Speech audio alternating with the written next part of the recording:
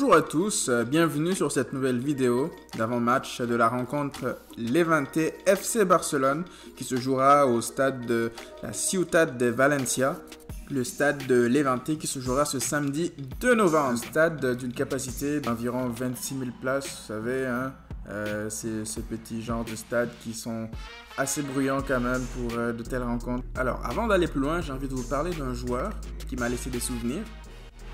Non, en fait des cauchemars. Et ce joueur, vous vous en rappelez peut-être, il fait partie de la caste de ces joueurs qui ont brillé durant 1 ou 2 matchs et qui se sont volatilisés dans la nature. Donc c'est vraiment quelqu'un qui a profité de cet instant de gloire. Il s'agit, mesdames et messieurs, de Emmanuel Boateng. Pour vous résumer la situation, Emmanuel Boateng, il n'a fait qu'un seul triplé dans sa carrière. Et il avait décidé que ça aurait été contre nous. Ce triplé a eu comme conséquence de nous priver du record d'invincibilité en Liga. Et ça ne s'arrête pas là. Quand on pense en avoir terminé avec lui, ben non. Rebelote, une année plus tard, on joue en Coupe du Roi contre Levante chez eux. Et Emmanuel Boateng, c'est sûr... Bon, d'accord, il ne marque pas durant ce match. Mais qu'est-ce qu'il a pesé contre le Barça? Il nous a mis la misère. C'était pas possible à chaque action. Il était extrêmement dangereux.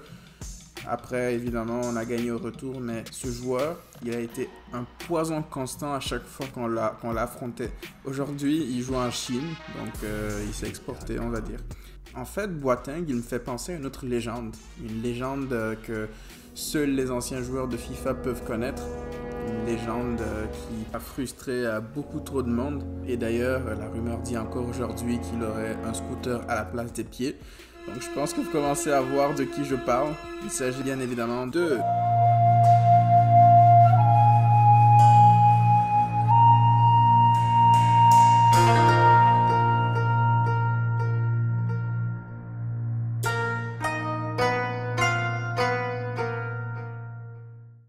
Bon, ça va, j'ai pas besoin de présenter ce diable d'Ibardo, hein. Pour revenir au match, M. Boateng est donc parti. Par contre, les Levante, ils sont revenus, ils ont su se réinventer. Aujourd'hui, ils présentent une attaque Mayoral et Morales. Donc, ce sont deux joueurs qui sont quand même assez dangereux. Mayoral, il a quand même, je pense qu'il a marqué contre nous. Oui, il a marqué contre nous l'année dernière. Et Morales, quant à lui, il fait vraiment partie de cette génération de joueurs qui sont des anciens. Tu as l'impression en fait qu'ils sont là depuis le début du millénaire. Et il gambade quand même comme un lapin, il va extrêmement vite, donc il faudra faire attention à lui. Il me rappelle un peu Joaquin, pour ceux qui connaissent, Joaquin, ancien de Valence, aujourd'hui qui joue au Betis Séville.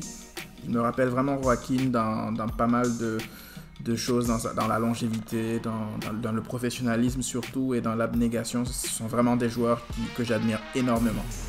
Petit topo du classement pour voir que voilà, on est encore toujours premier. Le Real Madrid, grâce à sa victoire 5-0 contre Leganés, ils nous talonnent toujours, ils sont à 1 point, donc il faudra faire attention à eux. L'Atlético Madrid, ils avaient fait match nul en même temps que nous la dernière fois, ils ont joué un peu plus tôt.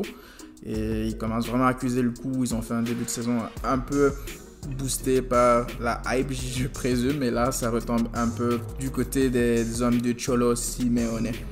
On voit aussi que Granada n'a pas encore joué, hein. Ils doivent jouer contre... la Retafe ce jeudi. Et si vous voulez mon avis des équipes comme Granada, avec tout le respect que j'ai pour elles, je ne pense pas que ces équipes-là ont le bagage, l'effectif pour concurrencer, aller chercher le Real, le Barça, l'Atlético durant toute une saison. Ça risque d'être un peu compliqué pour eux. Concernant la formation de départ que j'ai envie de voir, j'aimerais bien voir une formation où on ferait un peu tourner. Après, c'est sûr que c'est Levante, ils nous ont créé des problèmes dans le passé. Mais je pense qu'avec l'effectif qu'on a, on peut se permettre de mettre par exemple Sergi Roberto. Moi, je ne suis pas un grand fan de Sergi Roberto, mais pour faire tourner, oui, il peut aider. Donc, un milieu de la défense, Piqué et Umtiti, s'il est de retour, pourquoi pas. Junior Firpo, qu'on ne voit plus trop ces derniers temps à cause des blessures, on va le rappeler. Un milieu, Arthur, Frenkie de Jong, Alenia. J'aimerais bien voir ce milieu un jour. Je ne sais pas si ça va arriver, mais Alenia, il est placardisé. D'ailleurs, pour la petite anecdote, la dernière fois qu'on a vu Alenia, c'était sur les réseaux sociaux pour annoncer la grossesse de sa copine. Fallait bien qu'il s'occupe s'il joue pas, hein, forcément. Sinon, ça serait aussi bien de récompenser Vidal de son gros match durant la semaine. Ça serait vraiment un bon signe qu'on lui envoie pour lui montrer qu'il sera aussi important durant cette saison.